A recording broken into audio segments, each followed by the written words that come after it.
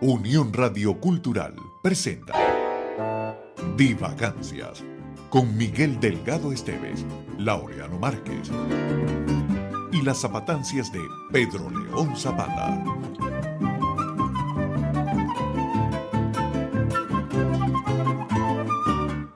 Divagancias es su programa a través del circuito Unión Radio en el cual tratamos temas realmente de una profundidad poco profunda. Allá está Laureano Márquez. ¿Cómo estás, hermano?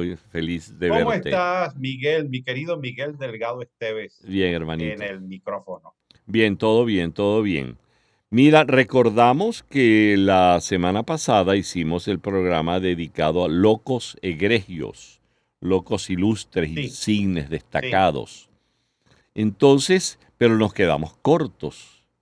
Nos que- sí, nos quedamos cortos, la verdad, porque había muchas cosas que decir de algunos locos y quizá otros personajes que no estando en el libro de Vallejo Nájera, que es el que lleva por título Locos Egregios, también pueden servirnos para nuestros comentarios.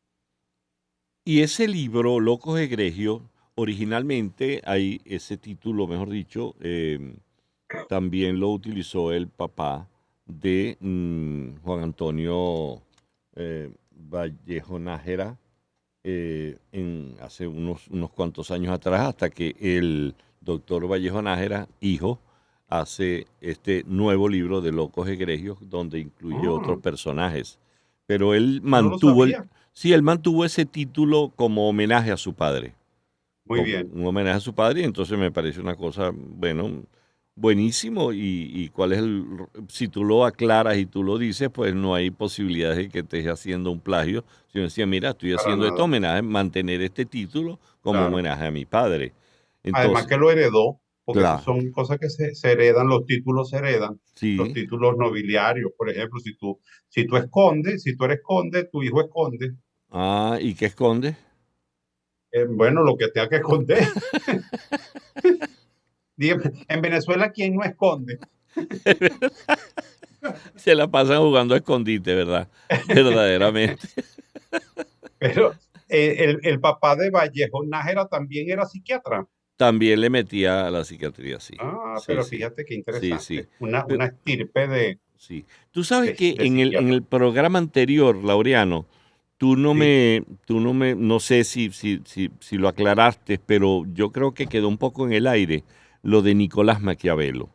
Porque sí, eso de que el maquiavelismo es sinónimo de maldad y perversión, y cuando uno habla de Maquiavelo, uno habla como que si fuera un demonio maligno, sí, una astuta perversión, cosas por el estilo, sí. ¿no?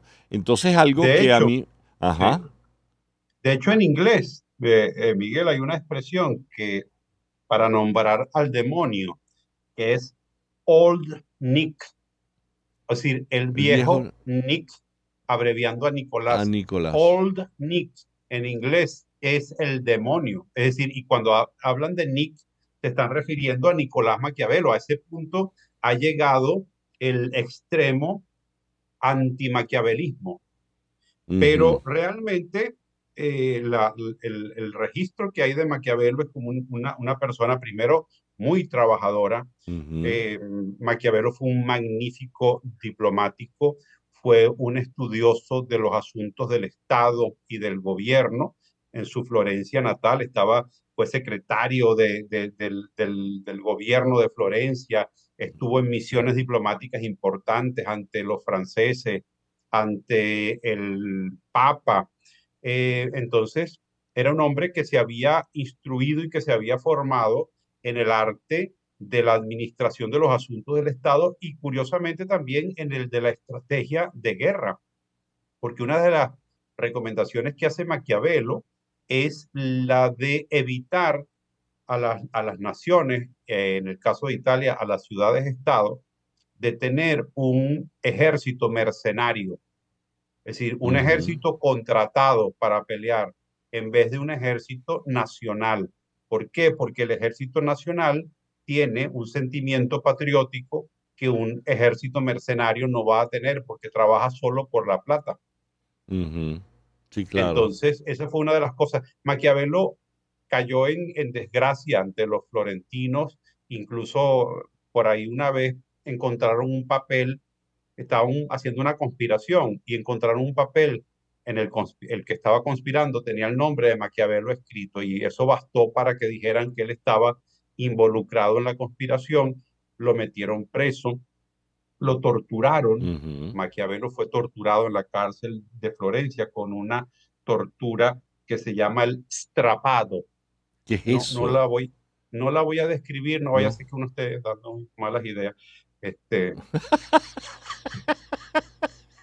Mala idea. Pero aquí en Laureano Márquez, pero por Dios, nada, pero no quiero lo decir, digas. Aquí no, aplica el dicho aquel muy llanero que dice evitar no es cobardía. evitar no es cobardía. No, no, lo que decía era que era una cosa que consistía en colgarlo por las muñecas, Ujú. con los brazos en la espalda, y entonces dejarlo caer de golpe. Y una de las cosas que él dice es que él resistió con, con un coraje que él ni siquiera él mismo imaginaba esas Ujú. torturas, porque bueno, realmente él no tenía nada que confesar porque no estaba involucrado en esa conspiración. La otra cosa de Maquiavelo es, bueno, él tiene que vivir fuera de Florencia, entonces se va como a una casita que tiene donde se dedica en un bosque a la producción de leña. Una cosa curiosa es que él andaba todo el día en eso buscando leña y él vendía la leña y, ¿Qué es y eso? después Sí. él llegaba a la casa en la tarde, se quitaba la ropa de trabajo sucia del polvo, de la tierra, del barro del trabajo y se vestía con sus ornamentos oficiales para sentarse a leer durante algunas horas, porque él decía que se iba a encontrar con unos personajes del pasado a los que él tenía que recibir con sus más elegantes vestimentas. Ay, mira. Este es el Pero personaje del que estamos entonces, ese hablando. personaje, pero entonces él sí tenía su toque, eso de asociado, aquí cabría entonces lo de un loco egregio, o sea, Sí, la asociación que se hacía hasta el siglo XIX inclusive de talento con enfermedad. correcto. Entonces, aquí aplica lo de Maquiavelo, esto del talento con enfermedad, ¿no? Así es. Y otra cosa curiosa de Maquiavelo es que, bueno, él escribe de diversas cosas, pero en el caso del príncipe, Ajá. de lo que trata es de aconsejar al gobernante, un poco separando lo moral de la efectividad de gobierno.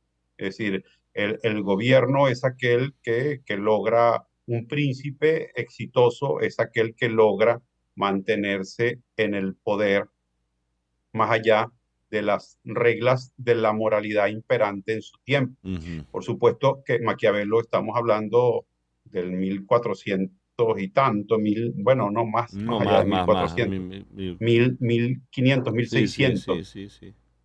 y era una época en la cual, por ejemplo, la idea de democracia no formaba parte de la moral política de ese tiempo, Claro.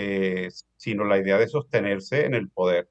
Tú sabes Una de que... las frases Ujú, ujú. que uno recuerda de Maquiavelo es que él decía algo que me parece que tiene también una carga ética muy profunda, ¿no? A pesar de que se dice que la moral no era lo central en él, que él dijo alguna vez que la misión de un príncipe es alcanzar la gloria y que no hay mayor gloria que la de servir a su pueblo. Esa frase la he escuchado yo alguna vez en mi vida. Y no de un príncipe, no, sino de... Hay mucha gente que en el mundo de la Mm, política se abroga esas expresiones y las toma como para sí.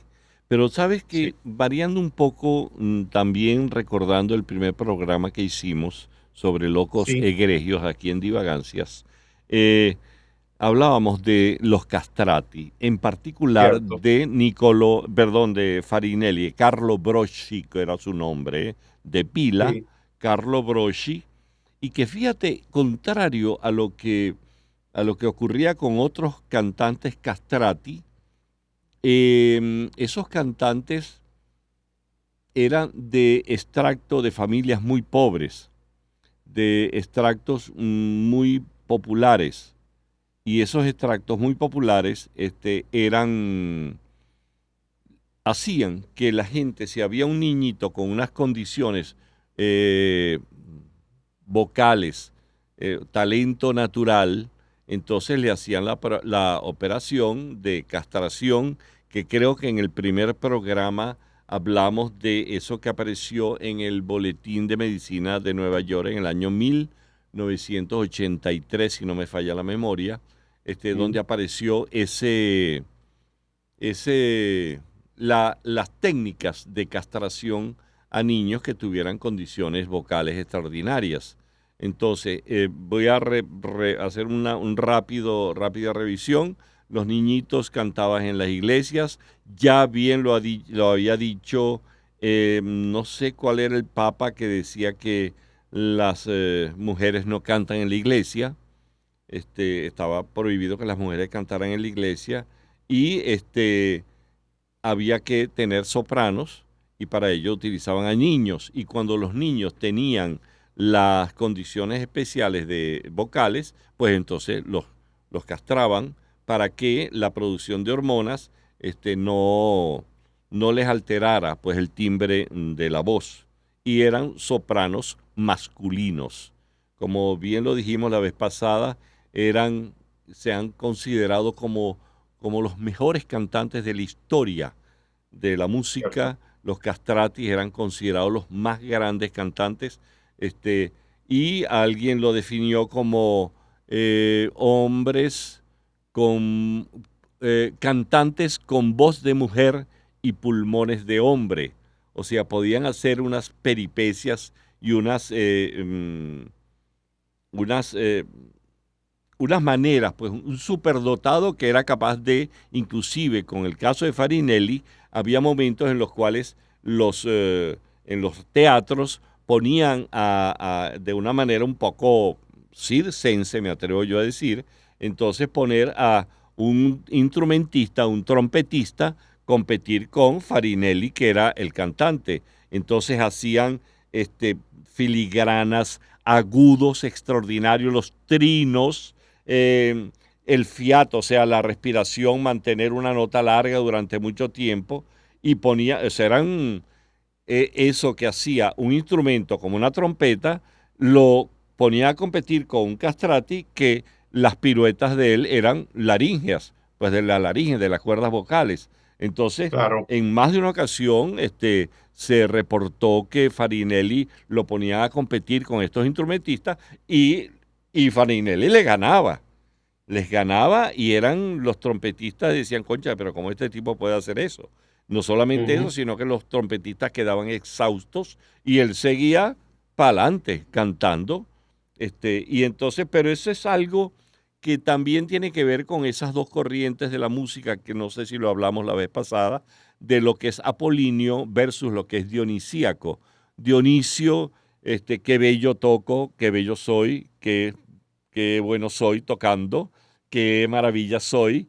Y lo apolíneo es donde los intérpretes van por la belleza de la música, por la belleza estética de la música, versus aquellos que lo que hacían era la técnica, un despliegue de Ujú. técnicas. Por supuesto, Farinelli Claro. cuando se pone con estos piruetas laríngeas, cuando se pone con eso, por supuesto está cayendo vamos a decirlo así, en Claro. el reino de lo dionisíaco. Qué bueno soy. Cierto. ¿Ves? Entonces, Bueno, ujú, de dime. hecho hay una anécdota, no sé si es exactamente con Farinelli o con otro castrati, Ujú, que un rey, creo que, pues, no sé si el emperador alemán o quién fue que lo escuchó haciendo estas piruetas y le dijo, se le acercó al final y le dijo, este, trata de no impresionar, sino de conmover. eso fue a Es decir, Farinelli. a Farinelli se lo dijeron. Sí, Bueno, señor, eso fue a entonces el Farinelli. rey le dijo, no hagas pues payasadas, sino teniendo una voz tan espectacular, úsala para conmover. Exacto. Sí, sí, eso fue al propio Farinelli. Tú sabes que la historia de Farinelli a mí me llama mucho la atención. Hay una Ujú. película que se llama Farinelli il Castrato, que Sí. yo estoy buscando a ver dónde la puedo ver nuevamente. y porque esa película es extraordinaria, es una de las grandes películas, me atrevo yo a decir, por lo menos en mi repertorio de lo que yo he visto en cine. Y Ujú. yo quisiera ver otra vez esa película ya con un conocimiento más allá de una vez que uno haya leído sobre la vida de los castrati y lo que significó toda esa historia. El asunto es que estos personajes esos niños que eran castrados, bien sea por la escisión en el escroto y extraerle los testículos, también la otra forma era que dopaban a los niños, los metían en un baño de leche tibia, les presionaban la yugular para bajar un poco el torrente sanguíneo y de esa manera atontarlos, ¿no? Un poco, más la droga que les daban, el opio, porque era un El opio. opiáceo. Entonces les espaturraban, por decirlo en el más puro castellano, les espaturraban los testículos y le daban hasta que ya no quedaba, no se Muy palpaban los testículos. Es una manera cruel, definitivamente. Era cruel, una muy cruel. crueldad, inclusive eh, a pesar de que la iglesia necesitaba de tener cantantes sopranos que fueran varones en las iglesias, pero estaba prohibido, por otro lado, la Prohibido. práctica, ¿no? Estaba prohibida la práctica y sancionada incluso, pero había sitios como de donde se especializaban. Incluso hay una anécdota que aquí recoge en el libro Vallejo Nájera de una barbería, o sea, barbería donde te iba a cortar el pelo, que si castrano bambini, ¿no? Es decir, Ajá, se castran niños. Y lo curioso es que bueno, esto producía, por supuesto, una alteración no solamente en el tema de la voz, sino también en el desarrollo hormonal claro, posterior, claro. lo cual no significaba en todos los casos la pérdida de la capacidad de tener relaciones sexuales, lo que significaba que en algunos casos los castrati, que eran los ídolos, los grandes, bueno, figuras públicas del momento, eh, eran también centro de atracción y por supuesto no tenían en términos de relaciones eh, Eh, poco formales, la posibilidad del embarazo. Fíjate que tú lo has dicho, vamos a recordar algo de las glándulas endocrinas, la producción de hormonas te desarrolla los caracteres sexuales secundarios, ya cuando comienza lo que llaman el desarrollo. Entonces, en el caso de los hombres, la presencia del vello, el vello púbico, la barba, Bello público el que tenemos nosotros escuchando este programa. Eso sí es un bello público. no, quítale la L, Ah, púbico. Entonces, el asunto es que aparecen esos caracteres sexuales secundarios que son los que te definen como varón o hembra. Entonces, en el caso de los varones, cuando los castraban, por supuesto, se producían producto del desequilibrio endocrino, siendo células en los testículos que producen hormonas masculinas, con verbigracia, testosterona. Entonces, al no haber eso, entonces se producían deformaciones físicas, brazos más correcto. largos, pecho, capacidad torácica más grande, inclusive aparecían como mamas, porque se producían andrógenos también. Entonces, estrógenos, perdón, sí, estrógenos, disculpa. Entonces, al producirse, Estrógeno no era un dictador de mm, Paraguay. no, Estrógeno. ese era Stroessner, Laureano Ah, Márquez. ya, Ah, ya, ok. me confundí. Entonces, el asunto es que al producirse esas deformaciones físicas, los castratis no eran tipos que fueran muy agraciados físicamente. Todo lo contrario. Sin embargo, eso que tú comentaste, en virtud de que ellos podían tener relaciones heterosexuales, no preñaban por la castración, producto de la castración. Sin embargo, Farinelli era un galán.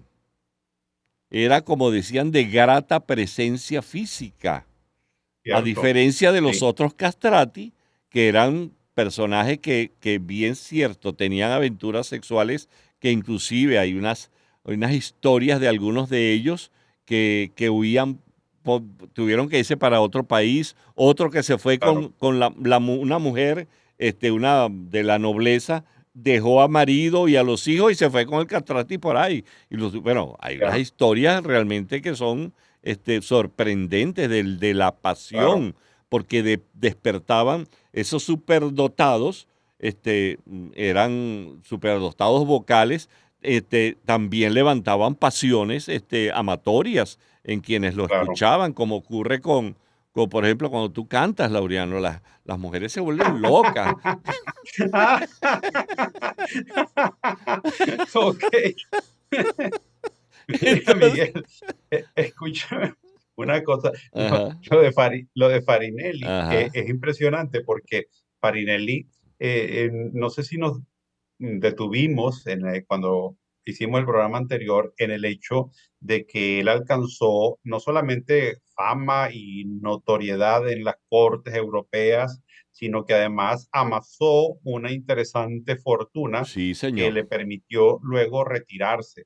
Y entre otras cosas, estuvo mucho tiempo en España, a la que fue primero solicitado por la esposa del rey Felipe V, Isabel de Farnesio, porque el rey había entrado como en una depresión melancólica.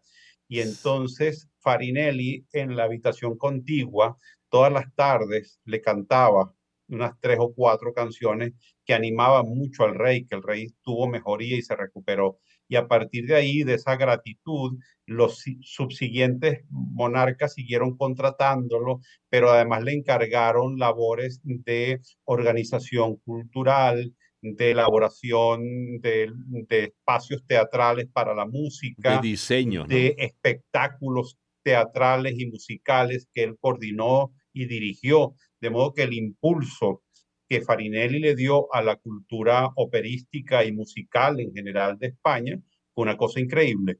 Sí, tú sabes que esos 9 años que él vivió en España, contratado justamente por la corte de Felipe V, que cuando muere Felipe V viene Felipe VI y que él continuó también con Felipe VI, pero a mí me Felipe causa, VI es el que está ahorita, ¿sí? sí, Ah, Camilo VI, claro. es Camilo Camilo VI, VI sí no, puede ser. Camilo VI no es hermano de Felipe VI, no, no a para pesar de nada, que tengan el mismo apellido. exacto.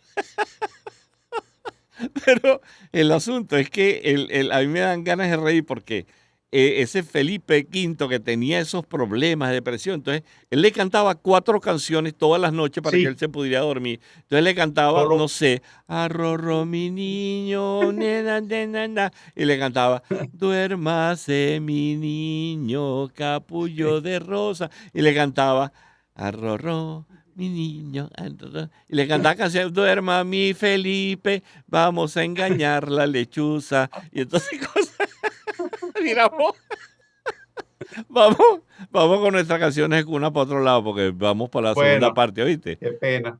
Se nos acaban Pues rápido estas así, primeras partes. así, Felipe, chico.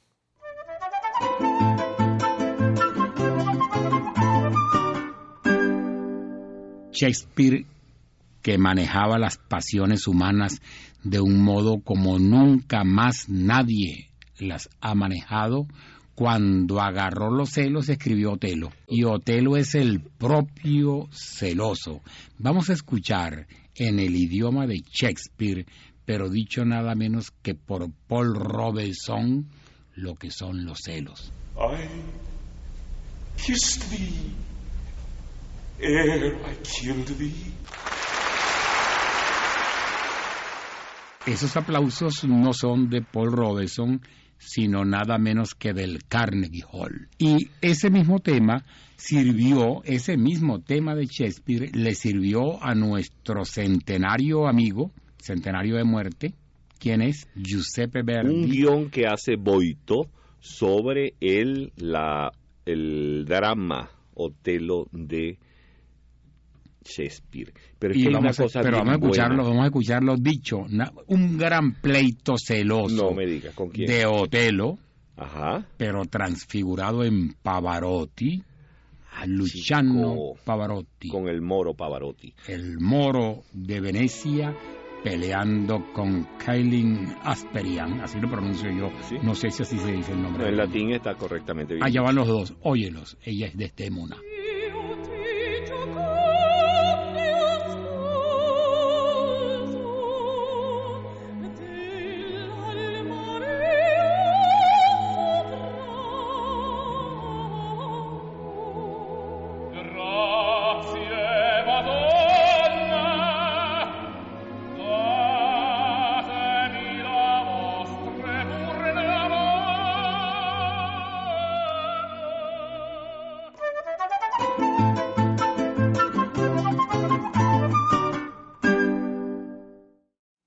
Bueno, y continuamos con divagancias. Después de escuchar las zapatancias habituales de este egregio compañero nuestro que no tenía nada de loco, pero sí mucho de egregio. Eso Aunque sí, también su locura de vez en cuando está hacía bien. Pedro León Zapata. Mira, ¿sabes? Locuras artísticas. Tú sabes que dentro del mundo de la música, yo recuerdo hace muchos años que yo leí que habían algunos, el caso de Schumann, Sí. que hay una anécdota muy hermosa de él, porque siendo él su esposa Clara Schumann, quien era pianista también, entonces eh, él decía, cuando le preguntaban que cuántas horas al día estudiaba, él decía, bueno, yo tengo que estudiar todos los días, porque si dejo un día de estudiar, me doy cuenta yo. Si dejo 2 días de estudiar, se da cuenta mi esposa. Si dejo Mm. 3 días de estudiar, se da cuenta todo el público que me va a escuchar en un concierto. Pero Schumann, yo recuerdo, hace muchos años yo leí, y El amor fue una lectura de esas de juventud, afortunadamente la memoria me llega hasta allá, y Schumann tenía a lo mejor hoy día le dirían tinnitus, tenía un la natural metido horadándole los oídos y el cerebro, que era un la que lo tenía atormentado, pues de alguna manera. Pero explícame esto, Ajá. porque yo soy lego en la materia, que es Un la, un la sostenido. un la natural es una nota musical que a 440 Hz, 440 vibraciones, cuando tú has oído el 440 de Juan Luis Guerra, la agrupación, Sí, sí, eso es sí, claro. porque hay un convenimiento mundial que fue unos congresos, creo que fue en Suecia donde se hizo ese congreso, donde se estableció que el estándar de afinación mundial era de 440 Hz vibraciones por segundo, creo que es la cosa, y 440.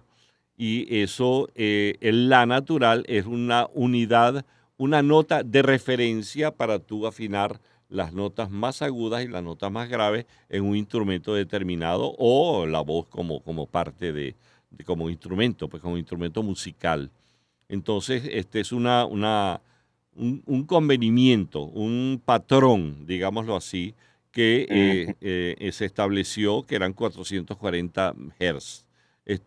Pero hoy día, bueno, ha variado un poco la cosa porque ya la calidad de los instrumentos, la tecnología de los instrumentos ha variado, las cuerdas de un violín. Vamos a ponerlo más sencillito. Aquí los cuatros, cuando la gente tocaba cuatro en la época de la colonia, fabricaban las cuerdas de tripa de gato o tripas de puercoespín. Entonces, claro, eran cuerdas que no las podías apretar mucho porque se rompían. Ya con el desarrollo de la tecnología permites tú afinar un poco más arriba, más agudo, más brillante el sonido al afinar más agudo un instrumento. Se estima inclusive que las afinaciones cuando Juan Sebastián Bach eran las afinaciones un poco más bajas a consecuencia del tipo de instrumentos, sobre todo en los instrumentos de cuerda, bien sea un clavicordio, bien sea ¿cómo se llama? Un violín, una viola, lo que fuere, ¿no? Entonces, Ujú. pero ese es un convenimiento. Lo cierto es que Schumann tenía un horadado en su cerebro, en su oído, un la natural que les dicen algunos biógrafos que lo enloquecía. Y Ya, a o lo sea mejor que él andaba por la vida, digamos, como así, y estaba escuchando afina, afina, la, se la pasaba todo el tiempo. afinadito, afinadito, todo el tiempo afinado. Entonces, pero eso probablemente sea lo que los otorrinos o los médicos, ya el tinnitus, que es una tipo de alteraciones a nivel del oído medio para adentro, donde hay un sonido que tienes allí que te está ahora dando, pues, que es un fastidio, y hay que tratarlo. Pero Schumann tenía eso y él murió loco. ¿Ves? Entonces No, era claro. producto a lo mejor esa deformación o esa anormalidad que se le presentó en su oído. Pero así otros tantos que son locos, extraordinarios genios de la historia de la historia del hombre, pues, y que es parte del libro de Vallejo Nájera, ¿no? Claro, Mozart, por ejemplo, Ah, que fue un hombre bueno, tenía de verdad el desarrollo musical impresionante desde muy temprana edad, era realmente un genio. fíjate que eso que me dices de Mozart, fíjate un caso en el cual cuando hicimos el programa dedicado a Mozart, recuerdo Ujú. que nosotros hablábamos de lo que se llama el efecto Mozart, la música de Mozart que ha servido para estimulación, inclusive precoz estimulación Del vientre. en el vientre materno. Entonces, eso hace que individuos con discapacidades inclusive puedan superar las discapacidades gracias a la música. Y sin embargo, Mozart tenía su loquetera, como dicen por ahí, ¿no? Fíjate que hay una cosa increíble y es que el Mozart, dicen que al final de su vida, que creo que lo que estaba escribiendo era el Requiem, el famoso Requiem, que si Ujú. no recuerdo mal, tú sabes mucho más de esto que yo, no lo concluyó él, ese Requiem, Lo concluyó un alumno, un Sussmayer. alumno. Sussmayer. Bueno, él escribía, él estaba agonizando y escribiendo ese requiem, que el requiem, como se sabe, es una música de difuntos. Sí, claro, claro. Entonces, el caso de Mozart, sí, en efecto, los Requiem es una música, una obra musical, que es para difuntos. El Requiem de Mozart, él no lo concluyó, repito, Sussmayer, que era un alumno de él. Él inclusive le dictaba algunas frases musicales, algunas partes inclusive de la armonización que debía hacer. Y fíjate que cuando uno escucha el Requiem de Mozart, la primera parte del Requiem, que es el Kyrie, el Requiem, Requiem y luego el Kyrie, es la misma música con texto diferente al comienzo y al final. O sea, Sussmayer no solamente copió algunas cuestiones, sino que algunas partes del Requiem él las concluyó basándose en lo que Mozart había escrito con anterioridad. Esa obra, cuando se estrena en Venezuela, eh, que se hace la primera vez completo el Requiem de Mozart, es en el Teatro Municipal con la agrupación Pro Música. A Raúl, mi hermano, y a mí nos tocó el honor de cantar en el coro que cantó esa maravillosa obra de Mozart. Y ya inclusive hubo un intento en la agrupación, en la asociación Mozart, de hacer el Requiem, pero nunca se pudo hacer completo. Se hizo después con la agrupación Pro Música. Eso fue en el año 64, 65 por allí. Éramos Wow. unos chamitos. Y bueno, y nada, tuvimos la suerte, pero es una gran obra, pero cuando uno se mete en la obra, se da cuenta que hay partes del comienzo que son igualitas a la del final, con texto diferente, con el texto litúrgico diferente al del comienzo, pero la misma música, manteniendo la misma música. ¿Eh? Maravilla. Sí. Y Entonces, Miguel, dime. porque quitando un poco el tema musical y pasando a otro, yo recuerdo alguna vez haber transitado varias veces he ido al Cementerio General del Sur Ujú. y en algún momento me impresionó cuando vi una gran tumba que contenía el siguiente nombre: Diógenes Escalante, Ah, ah, y- que ese es un personaje egregio de nuestra historia que desafortunadamente terminó su vida con problemas de salud mental. sí, claro. Hay un libro que yo de verdad lo reconozco, lo recomiendo muchísimo porque, primero, no porque el quien lo escribió sea un gran amigo mío, no porque quien lo escribió sea magallanero igual que yo. Yo sé que tú eres de los Tigres de Aragua, pero Yo sé, bueno, Francisco Zuniaga escribió este libro extraordinario que se llama El pasajero de Truman, correcto. que habla del pasajero de Truman, porque en el momento en cual ocurrió todo este drama en ese momento de la historia política en Venezuela, quien era presidente de los Estados Unidos era Truman, y Sí, Truman manda a buscar en un avión especial, manda a buscar a Diógenes Escalante, quien era el candidato del consenso.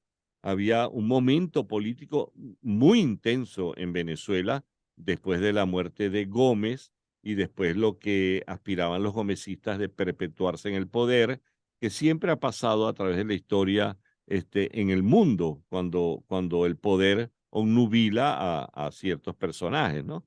Entonces, cierto. en este caso, cuando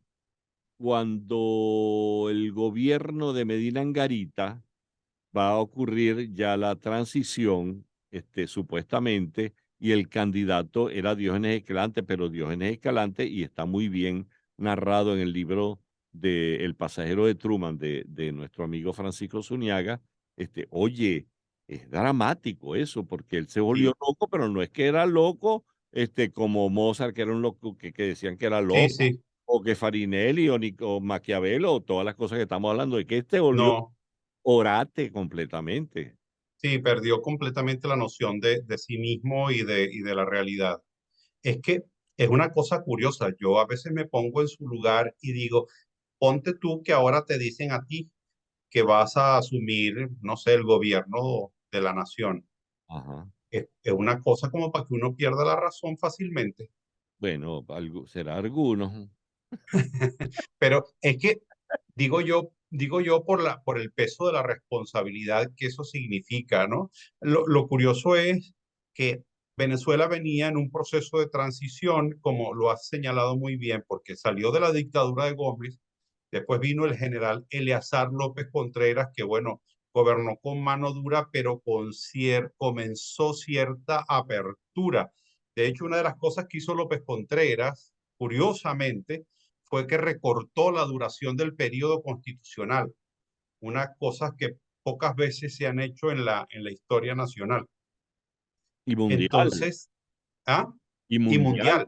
claro, Sí, sí, sí. Todo el mundo quiere ampliar, nadie quiere recortar. exacto. Entonces, después vino el general Isaías Medina Angarita, que fue un hombre de una gran nobleza en el gobierno, porque Medina Angarita, prácticamente ya Venezuela con Medina era un país que se podía llamar en cierto sentido democrático, porque había libertad de prensa, Sí, había nuevos medios de comunicación, se habían legalizado los partidos políticos, incluyendo el Partido Comunista, se sí, habían fundado partidos, etcétera, etcétera. Y no había, que es una cosa muy curiosa en la historia nacional, Medina gobernó sin presos políticos. sí, sí, eso es algo Entonces, claro, una cosa, y Medina, perdona, y Medina era militar. sí, Recordemos que era militar. Medina fue inclusive ministro de la Defensa cuando López Contreras, Claro, claro, él pero era venía de la un, tradición de los militares y de los andinos. sí, Entonces, exactamente, claro, ahí está ya surgiendo el Partido Acción Democrática, ahí está también la Juventud Social Cristiana, ya Caldera, URD, Rómulo Gallego, son personajes de la política venezolana que ansían o anhelan un cambio. Lo que había sucedido era que la siguiente elección a Medina iba a seguir siendo por el método tradicional. pero la siguiente a la siguiente iba a ser ya por votación universal, directa y secreta. Entonces, no había acuerdo en el país por esa razón. La oposición temía el continuismo del gomecismo, como tú lo has señalado, y se pusieron de acuerdo en un candidato de consenso que era Diógenes Escalante.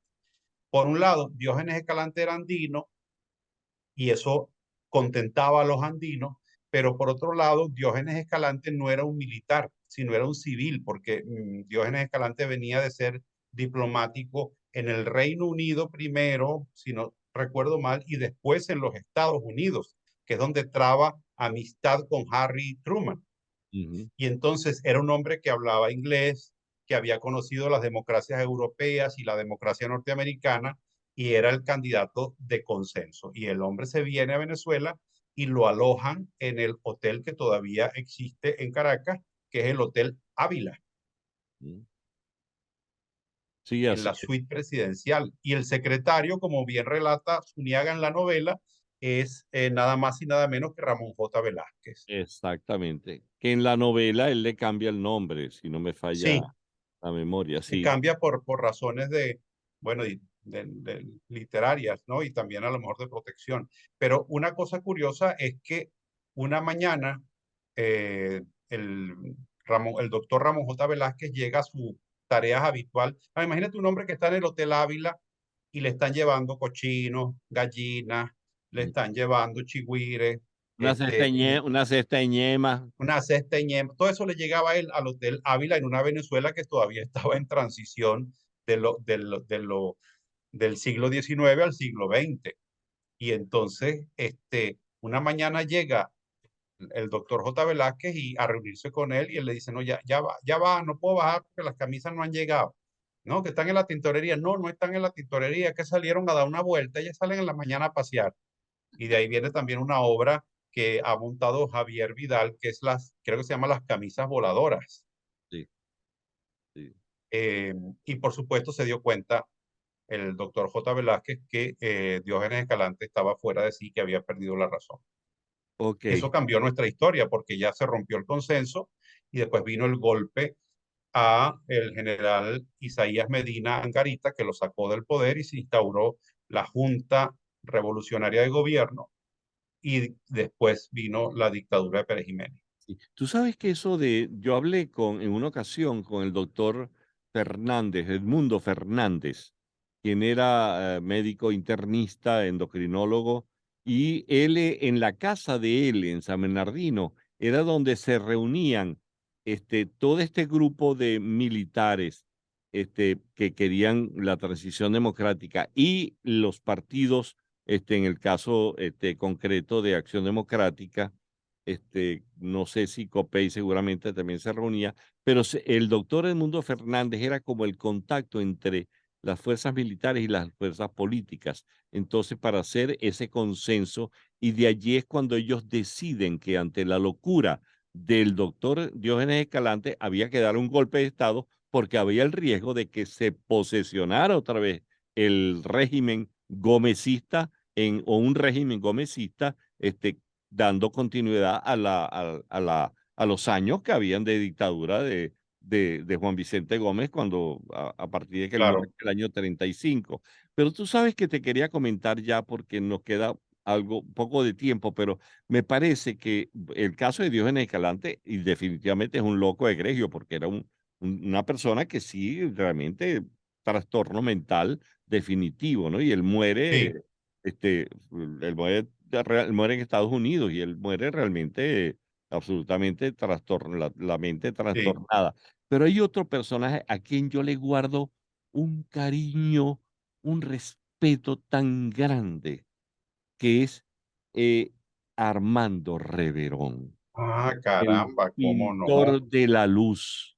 Armando Cierto. Reverón, brevemente te digo, él nació en el año 1889 y muere en el año 1954, en septiembre del 54.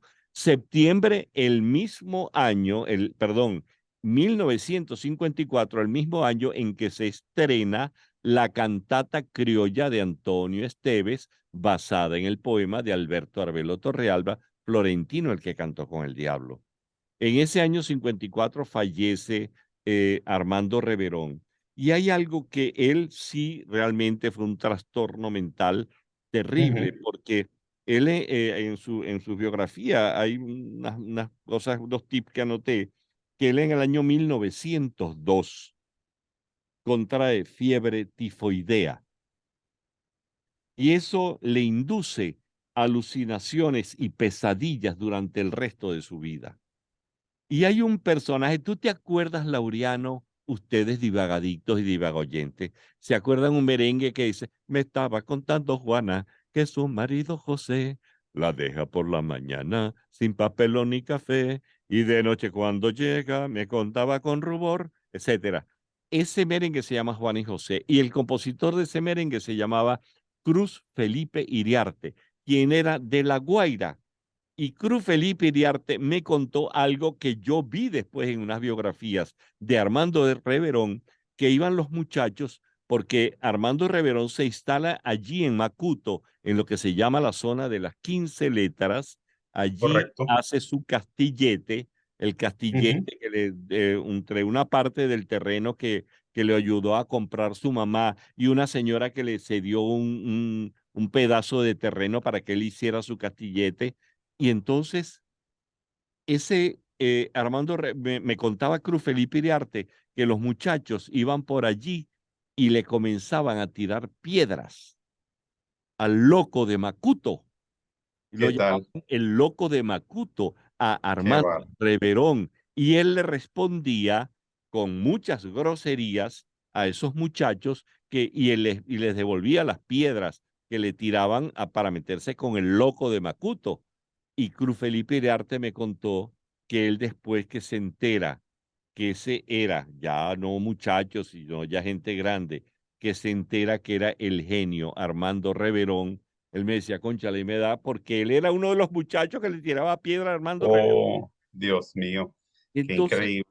es increíble. Entonces, claro, Armando Reverón, bueno, él estudia en España en el año, a comienzos del siglo XX, luego se conoce a la gran amor de su vida, Juanita, y construye el castillete, vivió con ella, y hay un periodo que Bulton lo llamó el periodo sepia, cuando él comenzaba sus obras eran sepia y las pintaba sobre ¿cómo se llama esta? Tela de saco, que si tú agarras una obra de Reverón y le hagas el saco así, le haces prom, prom, prom, prom, y se cae todo, porque Te cae la pintura. se cae la pintura. Entonces ha sido un problema grave para los restauradores de cómo mantener eso.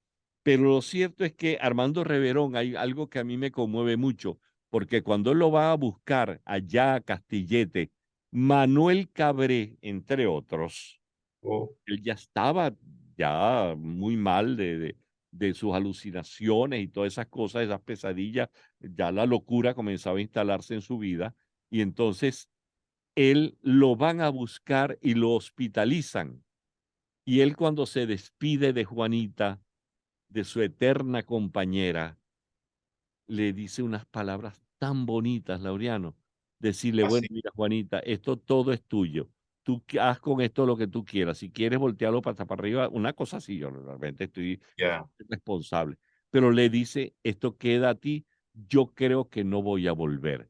Y eso fue en el año 53. En el año 54, ese loco egregio, divino, maravilloso, histórico, que es Armando Reverón, fallece en el año 54, en Oh, septiembre del año 54. qué Entonces, personaje, qué sí, personaje. sí, realmente Armando Reverón es uno de mis locos egregios, realmente favoritos. Sin duda, y uno de los mejores pintores de toda nuestra historia. Sí, señor. Y tú sabes que yo le tengo un gran agradecimiento a él, porque Alicia, mi esposa, quien es amiga tuya y nació el mismo 4 de julio que tú, otro Yes, con unos años de diferencia, ella un día, tú sabes cómo somos los varones cuando estamos bueno, tú lo sabes mejor que yo, en la actitud de enamorar, entonces yo le regalé a ella un libro de la obra completa de Armando Reverón y eso me abrió las puertas del alma. Ah, ¿qué te parece? Qué bonito. Ah, Bueno, la para que- pintura, pintaste de colores su corazón en Ajá, distintos periodos. está bien, Pasó de así es. sepia al azul y del azul seguramente al rojo de la pasión. Upa, poeta. Mira, tenemos que despedirnos, hermano. Oye, vale, qué Chico, qué bueno hablar pena. Está contigo. muy interesante esta conversa sobre los locos egregios que hemos tenido en estos dos programas.